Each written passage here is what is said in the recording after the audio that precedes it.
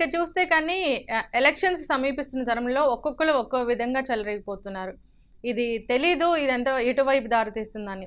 ఒకవైపు నాగబాబు గారు చూస్తే కానీ పవన్ కళ్యాణ్ని విమర్శించిన వాళ్ళని అంటూనే వ్యంగ్యాస్త్రాలు విసురుతున్నారు. ఇది పవన్ కళ్యాణ్కి ప్లస్ అంటారా, మైనస్ అంటారా?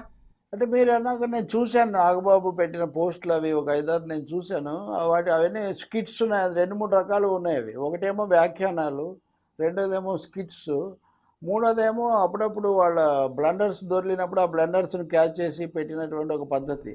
వీటిలో అంత డ్యామేజింగ్ థింగ్స్ ఏం లేవు. ఇవి ఒక విధంగా జనసేన ప్రచారానికి పాలకపక్షాన్ని జగన్మోహన్ రెడ్డిని కూడా ఎండగట్టడానికి ఉపయోగపడే విధంగా ఆయన పెడుతున్నట్టుగా ఆ పోస్టులు పెడుతున్నట్టుంది.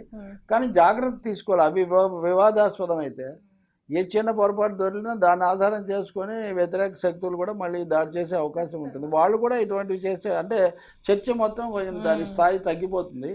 అందుకని కానీ ఆయన చేస్తున్న ప్రయోగం మంచిదే. అంటే స్కిట్స్ ఉదాహరణకు పాలు పొంగుతూ ఉంటాయి, చంద్రబాబు రక్తం పొంగుతూ ఉంది అని అంటూ ఉంటాడు. ఈ రెండింటినీ కలిపి ఆయన ఒక బిట్టు పెట్టాడు ఉదాహరణకు.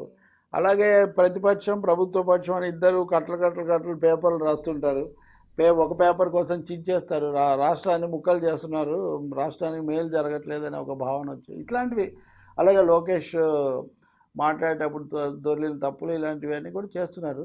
ఏదైనా జాగ్రత్తగా చేయడం, సంయమనంతో చేయడం మంచిది. వీటి వల్ల పవన్ కళ్యాణ్కు జనసేనకు అనుకూలమైన ప్రచారం కోసమే ఆయన ఇవి చేస్తున్నట్టు కనిపిస్తుంది. అయితే నాగబాబులో ఒక హర్ట్ ఫీలింగ్ ఏదో ఉన్నట్టుగా ఉంది. ఒక అన్యాయం ఏదో జరిగిపోయింది, ఏకపక్ష ప్రచారం జరిగింది. ఆ హర్ట్ ఫీలింగ్ ఆయన ప్రతి మాటలో మనకు కల్పిస్తుంది. మనం ఆ ముగ్గురు బ్రదర్స్ని కనుక చూస్తే చిరంజీవి కొంచెం హంబుల్గా, కొంచెం లోకీలో తక్కువగా మాట్లాడడం కనిపిస్తుంది. పవన్ కళ్యాణ్ ఎమోషన్ రియలిస్టిక్గా ఉంటున్నాయి, ఎమోషనల్గా మాట్లాడడం ట్రాన్స్పరెంట్గా.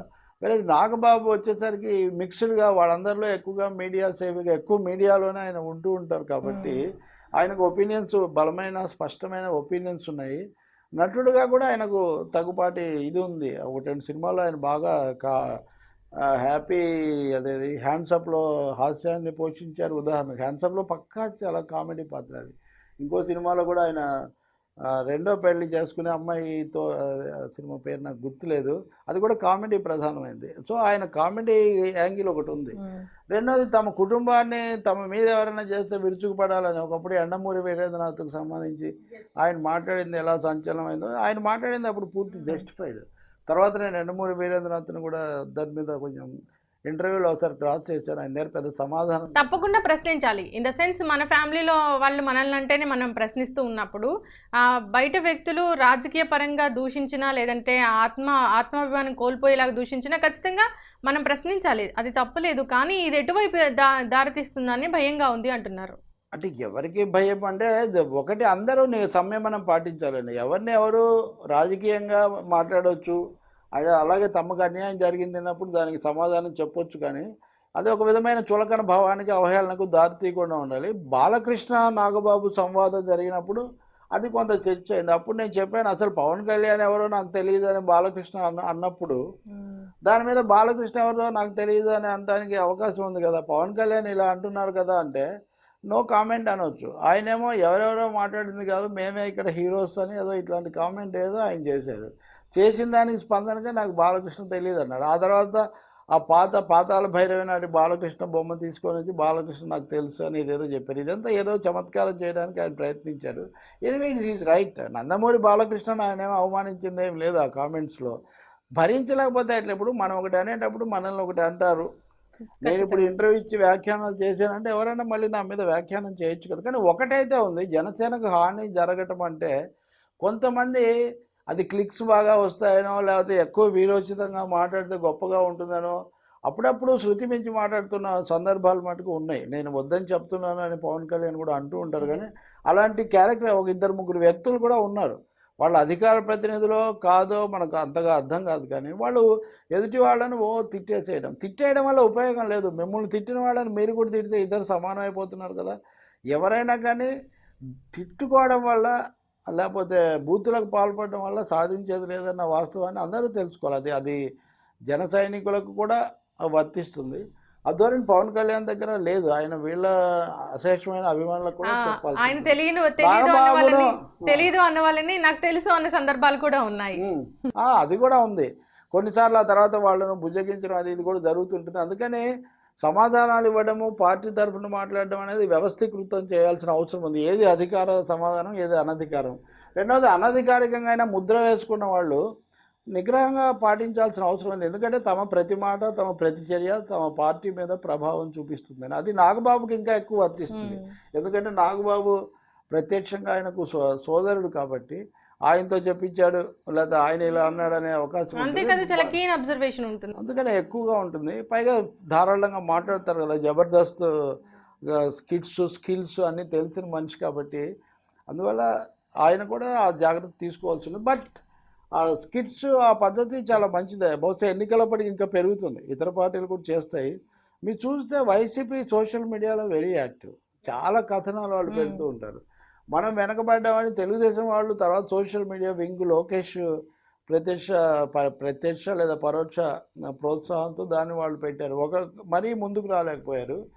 ఇప్పుడు జనసేనకు ఎక్కడికక్కడ అధికారికంగా అనధికారికంగా చాలా సోషల్ సైట్స్ ఉన్నాయి.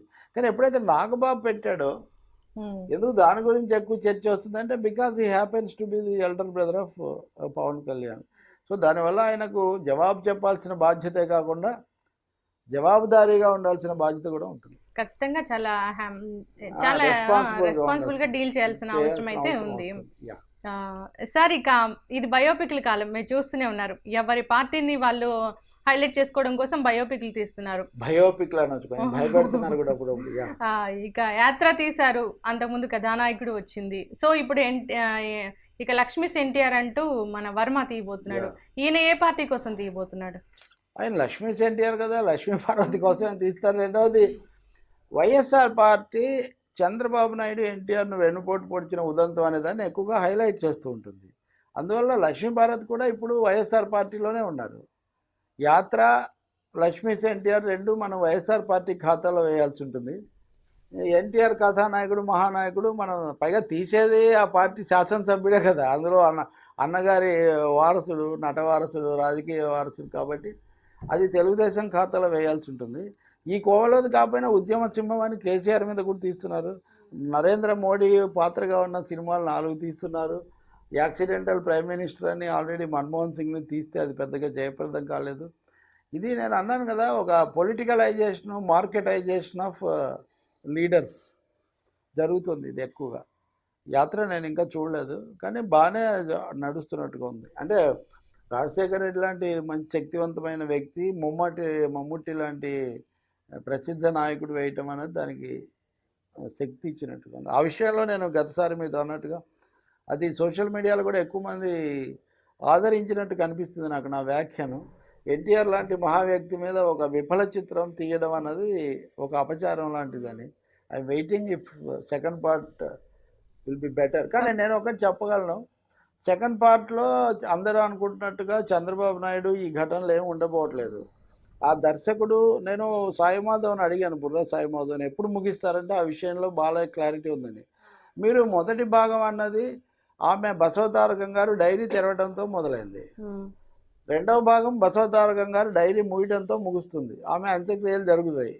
బసవతారకం గారు అంత్యక్రియలు అంటే నాదెండ్ల భాస్కరరావు వెన్నుపోటు, అంటే రామారావు గారు అధికారంలోకి రావడం, చర్యలు తీసుకోవడం, నాదెండ్ల భాస్కరరావు కూలదోయటం, నాదెండ్ల స్థానంలో ఎన్టీఆర్ మళ్ళీ ప్రమాణ స్వీకారం చేశాక కొద్ది రోజులకే ఆమె మరణించారు. ఆమె అంత్యక్రియలకు ఆయన వెళ్ళారు. కాబట్టి బసవతారకం గారి అస్తమయంతో ఆ సినిమా ముగించవచ్చు. అప్పుడు చంద్రబాబు నాయుడు పాత్ర, చంద్రబాబు వర్సెస్ ఎన్టీఆర్, ఆ భాగం అసలు మహానాయకుల్లో ఉండే అవకాశమే లేదు. The very scheme of diary ఉండే అవకాశం లేదు అని అనుకుంటే సార్ ఎందుకు ఎలక్షన్స్ ముందు తీస్తారు? నెగిటివ్ రోల్ ఉండదు, పాజిటివ్ పార్ట్ ఉంటుంది. అంటే నాదెండ్ల భాస్కరరావు పడగొట్టినప్పుడు నంది హిల్స్లో వీళ్ళందరినీ బసపెట్టి మళ్ళీ రామారావుని తిరిగి అధికారంలోకి తేవడంలో చంద్రబాబుది బ్రహ్మాండమైన పాత్ర అన్నది ఇక్కడ కీలకమైన విషయం. ఇప్పుడు నటుడు మోహన్ బాబు కూడా తర్వాత వాళ్ళిద్దరు దూరం అయ్యారు, కానీ ఆ రోజుల్లో ఈ భాగాన్ని ఆయన చాలా ఎక్కువగా చెప్తుండేవాళ్ళు. ఇప్పుడు లేకపోతే రాణా లాంటి ప్రముఖుడిని దానికి పెట్టే అవకాశం కూడా లేదు కదా.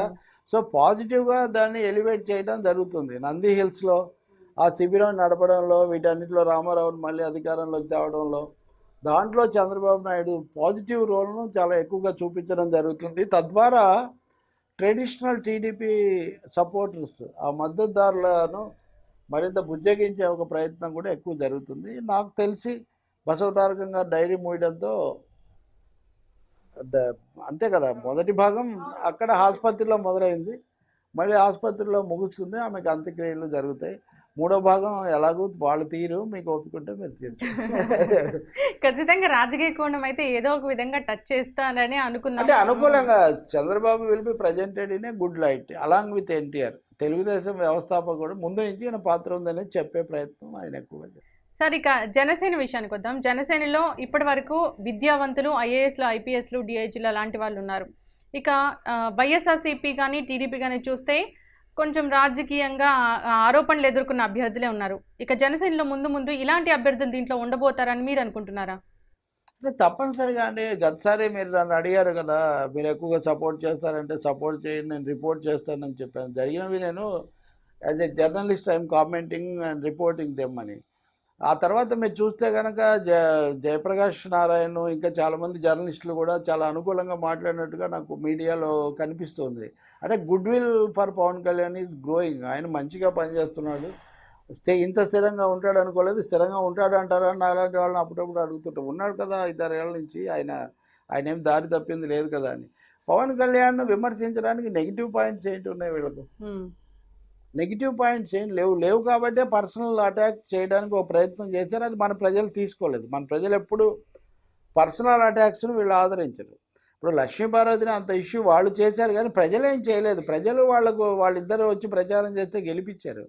కాబట్టి ఇక్కడ పవన్ కళ్యాణ్ మద్దతుదారులు పెరుగుతున్నారు, పవన్ కళ్యాణ్ పార్టీలో చేరేవాళ్ళు పెరుగుతున్నారు, ఆయన పట్ల సానుకూల దృక్పథం కూడా పెరుగుతుంది. అది ఎన్నికల్లో తప్పకుండా ఆయనకు దోహదకారి అవుతుంది, ఉపయోగపడుతుంది.